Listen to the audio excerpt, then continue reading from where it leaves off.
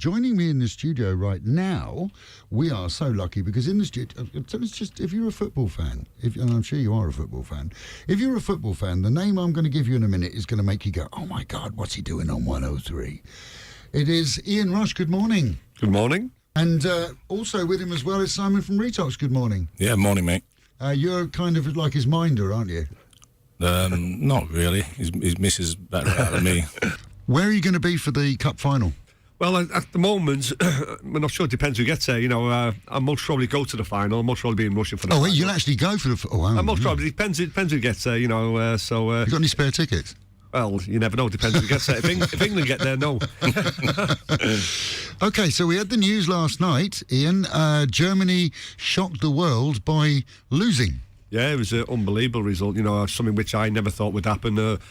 You asked me before the tournament started who's going to win it, and I always said Brazil or Germany. Right, because they're the ones who always do win, aren't they? Yeah, but it was absolutely amazing result because I've watched all the games and everything, and I still fancy Brazil and that, but I think anyone can win it now. The game's so open and everything now. I think it's been a fantastic World Cup, great to watch and everything, and it'll get better. I was going to ask you, who do you think's going to win? Right, I still think Brazil, but nothing would surprise me now. Where Germany getting knocked out, Argentina were knocked out, but they're back in it again now. What about England? Well, I think they've been absolutely fantastic. Nothing you take nothing away from them. Before, I said that they got to the quarter-final, semi-final most. But looking at them now, where Harry Kane, he's a top player, he's a top goal scorer at the moment. He's on fire, and I think they can go all the way now. And, it's just you need that luck to get the final and win it. You need a little bit of luck. England, again, they play, I think it's in the early hours in the morning. If they draw or win, they top the group. They've got to finish second anyway, so they've got to go through to the next round anyway, the last 16. Right. So they've got to go round 16, but depends who you get in the last 16 quarter-final. You need that little bit of luck, and England might just have that. Are there any... Because obviously you're ex-Liverpool player. You can't play for England because you're Welsh, can you? Yes, unfortunately, I didn't get there with Wales and all that. We had a great Euros 2016, but the World Cup, unfortunately for Wales, we didn't get there. So... Are there players from Liverpool that are playing in the British English team? Yeah, you got the Trent, Alexander Trent. He's there. We got Jordan Henderson. He's in the midfield there. I think England, the national team, they've got a good young squad, and I think if they don't win it this time, I think in 4 years' time they'll be major contenders because they'll be at the right age and everything then. Right, okay. There's a lot of young ones there, and this is what making England that maybe a little bit special because they've got experience, but they've got young players there, exciting players and all that, and they're gaining the experience in this World Cup, where, say, to go on maybe the next World Cup's in Qatar, so I think they could be, the average age there will be most probably perfect. Now, before the football started, and we all know that I'm not an expert on football, before the World Cup started, there was a lot of, should we say, bad feeling about playing in Russia. Everybody was knocking it. But now I'm hearing that people are actually enjoying it there. Well, that's what it's all about. I think, a lot of people were apprehensive before they went to Russia, not just in England, but everywhere. I think in the Euros, there was a bit of trouble with Russia and England in the Euros. But go to Russia, it's been everyone I speak to is over there has been absolutely fantastic. They've been made welcome and everything, and that's great to see that. And that's what football's all about. Football is for people, different countries mixing and having a drink with each other and enjoying themselves. Right. Yeah, of course you want to win, but at the end of the day, they're travelling the world, they're meeting different cultures and everything, and that's what it's all about. Tomorrow night, you are going to be at Retox in Soy Honey. That's correct, yeah. Making everybody welcome. Who's playing that night? Tomorrow, I'm not sure, is it? Russia and Spain, is it? Yeah, I think so, yeah. Which is... Yeah. Couldn't be who you want, really. You can just do a rewind if you want. No. It is, yeah? Russia and Spain tomorrow. I'll check, maybe. I think it is. Right. And what time are you at Retox Soy Honey? Tomorrow it's from 7:30. 7:30. It's a special event. Is there a charge on the door? Tomorrow, yes, it's 1,000 baht. 1,000 baht, okay. And you have a whole evening where you can join Ian Rush, and he'll be presumably filling everybody in on the world football. Well, I think about everything, the Q&A and everything, anything, not just World Cup, about anything, football, English football, whatever, yeah. One question before we go. When all your mates were going off to play for England and you were Welsh, did you ever wish that you'd been English? I never wished I was English. Basically, I just meant I got an extra 2-3 weeks holiday. How long did you play for Liverpool? I played for Liverpool for 15 years. 15, and you were their top goal scorer. Yeah, I'm the record goal scorer for Liverpool. I scored 346 goals for Liverpool, and I went to Italy for 2 years to play for Juventus and everything, and also had a year at Leeds United and Newcastle. Oh, you got around then? Towards the end of my career, I started moving on. Was obviously. No, for 15 years at Liverpool was, and they asked me to stay, but obviously I wasn't playing regularly, and I just wanted to play football. I enjoy playing football. That's so I went to Leeds United for a year, then went to Newcastle for a year after that. I'm going to ask you. I don't mean to be rude, because I don't understand this. Towards the end of your career with Liverpool, did it slow? Were you playing less games because they were bringing in newer players? Yes, yeah. They obviously, as you get older, they get younger players come through and everything. There was a young lad called Robbie Fowler. I mentored him for 3 years, and they just signed a fellow called Stan Collymore as a record for him. Right. Then, yeah. So them two were coming through, and I realised. No, I was with them two for 2 years, and I realised, I felt they were ready to take over then. So, and I wasn't playing week in, week out, and I just wanted to play football. And so Leeds will take anybody. Well, I was absolutely well at the moment. I was absolutely really happy. Howard Wiltonson was the manager there, and I really, really enjoyed my time there, even though it wasn't that long.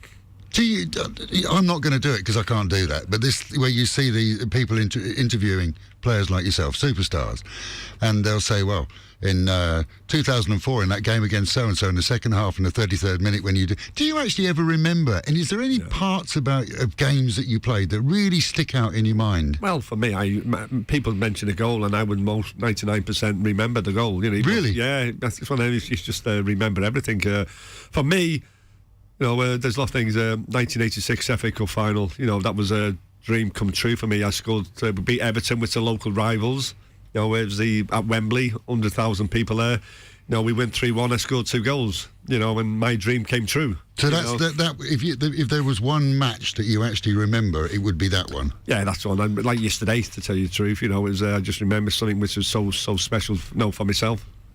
And you all get back in the change room. It must feel fantastic, especially if you beat Everton. Well, it's amazing. We won the league the week before, and then the week after we beat Everton. In the FA Cup final to do the double, and it's just some of them and it's at the end of the season then as well, where sometimes you still got games to play. But the FA Cup final was when that was the last game of the season, so we had an absolutely fantastic few weeks. When did you actually retire? I retired in 2000. 2000. Yeah. What was it, the day after? I love this question. I've asked Manchester United players the same question. The day you retired, the day you woke up, and it was Ian Rush is no longer playing for football. You've retired. Yeah, well, I think it takes a couple of years to sink in. People talk about it, but I understand when people... a lot of things happen because your brain's telling you can do it, but your body's telling you can't do it. We all know that fairly serious. And that's what. So you got to go to something else. If you still start trying to think you're a footballer, no, you've got no chance. How old are you in? Sorry. Pardon? How old are you? Me, 57. Oh, you're young. Yeah, you're a youngster. I'm 57. I finished when I was 38. So I had a good career. I was lucky I didn't get many bad injuries. But when you do finish playing, you've got to look into something else. I went into coaching, and the best thing in playing football is playing. The next best thing is either coaching or managing and things like that. So I went in to do my coaching badges, and I enjoyed doing that. And when I was coaching kids and everything, and seeing what I coached them, what they were doing on the pitch gave me great pleasure and all that. So that's what you move into different things, different parts of the sporting world then. Were you coaching kids for Liverpool or in general? No, I had my own soccer schools, and obviously then I went to Liverpool Academy coaching there. But I'm the elite performance director of the Welsh FA Trust, so we have 14 or 15-year-olds, the best players in Wales, which I go and coach them as well. So I get great satisfaction, not just Liverpool, but also my country, Wales, as well. So, Ian Rush, little boy in Wales. How did you go straight from a schoolboy to going to play with Liverpool? No, I went. I was in a little village in Wales. Actually, my first club when I was 16 years was Chester City. I signed for Chester when I was 16, and when I was 18, Liverpool came in and signed me. They signed me. I was 18 years old. They paid £300,000 for me, which is a world record for a teenager at the time. Is it? Yeah, well, it was. Not now. But, I was going to say, what do they pay for a teenager today? You've got 5-10 millions now, isn't it? But, really? Yeah, it's completely different. It's financially, it's all completely changed. But for me, I was happy. I went to Liverpool. I went from being on £50 a week at Chester to £300 a week at Liverpool. You know, so it was a big jump for me. Yeah. For an 18-year-old, you know, I thought I won the pools. You know, Absolutely. But it was it's always great inside. And it took me a year or so to get into the side because Liverpool had an absolutely incredible team then. So I didn't get straight into the side. I had to work my way in the side. And unfortunately for me, when someone gets injured, you got to take your chance. You say in football, you have one chances, you have two chances. Any more than that, you've got no chance. You need to move on. And really, yeah, that's how it works. It's just ruthless, and that's we have a sink or swim. You know, and that's Liverpool was like that. Liverpool is so strict and everything. And second time I managed to take my chance and I scored for Liverpool. And as I say, the rest is history. Wow. And do you think it's easier today for kids to get into football or harder? It's I think it depends, and the wheelchair. I think you got to be a lot fitter and everything now. You know, it's a lot quicker. But at the end of the day, it's still 11v11. There's football pitch hasn't changed the size and everything. But I think it's more mental. You need an absolute mental toughness rather than physically. Absolutely focused. Yeah, you need to be focused completely and all that now, and that's what it's all about. And we used to have a laugh and a joke and all that, but maybe I think football, because of the finance and everything now, I think sometimes it's a little bit too serious, and people just say it's not the 99 good thing, it's the one bad thing you do, and that's why I think football, tough football, especially today, I think they have to have a mental toughness in them to survive. Absolutely. I mean, you can't be what was his name, George Best. Nobody can do that out partying till 7 in the morning, come in wasted, and then play for Manchester United I think them days are gone. I think them days are gone. Yes, I think when you get older you can do it, but not when you're not in fit condition. So now you are the ambassador for Liverpool FC. Yes, and you travel all around the world. Yes. What is the definition of the job of ambassador for Liverpool FC? Well, it's a dream job, to tell you the truth. You travel around the world, we're promoting the brand of Liverpool Football Club. It's a massive brand and everything. And to tell you the truth, until you come to this part of the world, you don't realise how many Liverpool supporters there are. Oh, here, absolutely. Yeah. It's absolutely incredible and all that. And there's only, I think, Liverpool Football Club, when you go to Anfield, there's only 58,000 that let in there. So what we have to do now, we have to take Liverpool Football Club to the world. Some people don't even get the chance to see the likes of myself, never mind the first team players. Right. So we go there, we most probably go there to announce pre-season games, end of season games, and then we'll go back to Liverpool and say, look, we need to go out there because the support out there is absolutely ridiculous and everything. So what we have to do then is get Liverpool in for the future, maybe to go to the Middle and Far East. So I know you've been to Thailand before because we spoke last time you were coming over. You're also coming to Retox as well. And was that your first time, or have you been here many times? No, I've been here many, many times. I've been to Thailand, Bangkok. I was playing over 40s games in Bangkok. We had you were playing? Side. Yeah, and then the 5-side, just between a few ex-players and everything. And we're there for about 5 years, went for about 5 years, so we really, really enjoyed it. So have you actually worked with Thai footballers and Thai kids that are playing football? Have you met... Thai footballers, yeah, but not the kids and everything. For me, I look at Thailand. It's a massive country. They should be doing better in football. The size of the country, the people there. And I think it all comes down to the coaching, the teaching. It's just teaching like you go to schools, you've got the right teacher to teach you the right thing. If you've been taught the wrong thing, you grow up not learning right. Football's the same. The football pitch, I say, is a classroom, and that's what you do then. It's a classroom there, so you go because you got to coach them the right way. So how much would Thailand have to pay you to come and be their coach? That's a quite fair question. We should do that. We should have a whip round, really. It'd be good, wouldn't it? Sunday, I think you're going to Planet Football. Yeah, which is where all the young children here, lots of them, especially the expat children, they're all learning to play football there. So you're going to be giving them a few tips? Yeah, that's what we're looking at, to give them a few tips and everything. I think the most important thing with kids is that they enjoy themselves. If they're not enjoying themselves, they're not going to play the best football. So I think it's all about getting them to enjoy themselves and most probably teach them things which at the time they don't realise. But then when you give them some tips, then the most important thing then is they've got to go away and practice them. No, not just on that day. They've got to go away and they've got to practice them. So when they come back again, they're doing it automatically. And that's what it's all about. But the most important thing is that they enjoy themselves. How long are you staying in Pattaya? Till Sunday, or are you going back Monday? Well, we got a few days out because then we go to Singapore. But I think we've got a few days break and everything. Then we go to Singapore to do TV. And have you been out and about around Pattaya since you've been here? You only got here yesterday. I only got here yesterday. So I was here like a few months ago and everything. So we had a look around there, and it's just great to see. It's different cultures and different parts of the world. And what I do like about Pattaya is that the people are very friendly. You know, and that's what we like as well. You know, this city 8 years ago there were no sports bars. We were lucky if you went somewhere and there was a television. Honestly, do you remember that? You go in somewhere, it'd be like one TV, and the whole crowd would be just watching this one TV. And you've done it actually with Retox. You've got more TV. I think you own more TVs than Curry's now, don't you? Yeah, if you remember, when we made Irish Rovers going back 10 years, that was the market, the sports bar market, because like you say, there was nobody covering sport. Yeah, you even had the pull-down screen, didn't you, for the big matches? You had a pull-down video screen. That was state-of-the-art 10 years ago. Yeah, it was, wasn't it? Believe it. Now you can sell it for two quid at the minute. But, there was a market there. Now, now it's still a massive market, and that's what we do, but there's a few more doing it now. I'm gonna ask you a question as a non-football person as I am. I watch football every now and again, especially with the World Cup. I just look over people's shoulders. Serious question. You don't have to answer it if you're embarrassed. I understand that.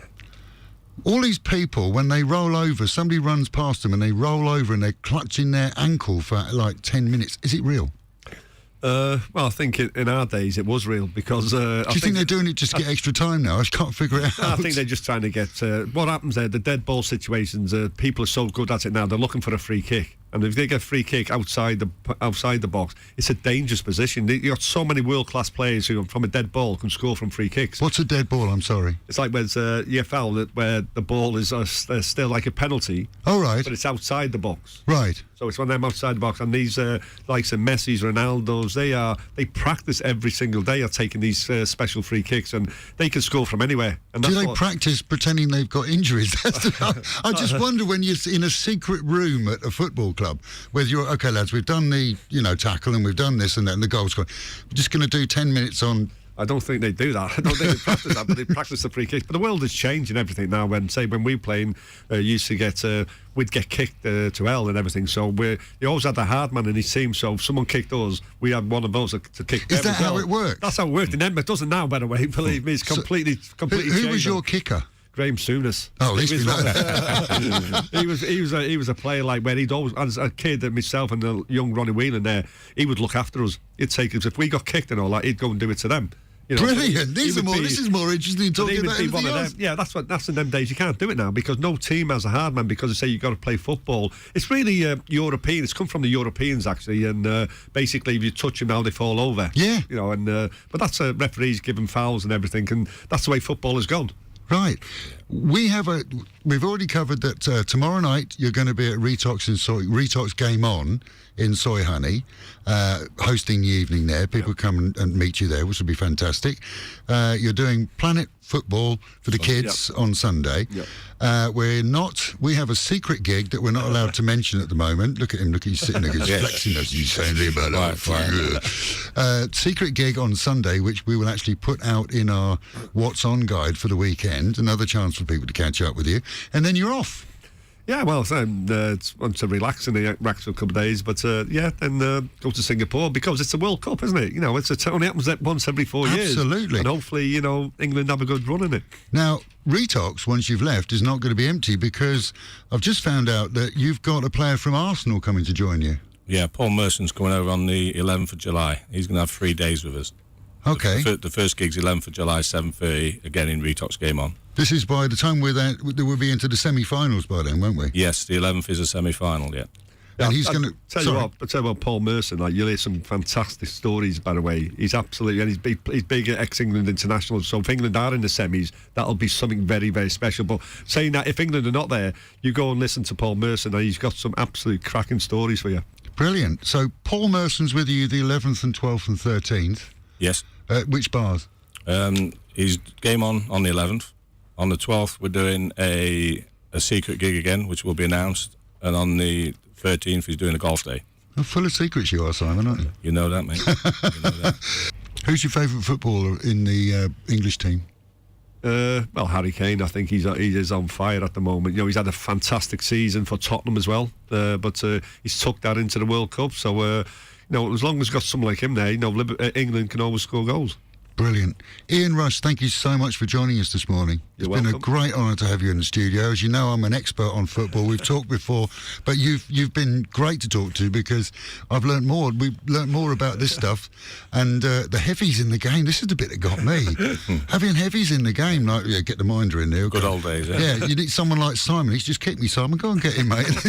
That was brilliant. That was a brilliant thing. Thank you so much for being with us. I hope you really enjoy your stay here in Pattaya. And I hope that you come back again. And when you do come back, you'll come and join us again on Fabulous 103. Will do, thank you. Ian Rush from Liverpool Football Club, their ambassador on Fabulous 103.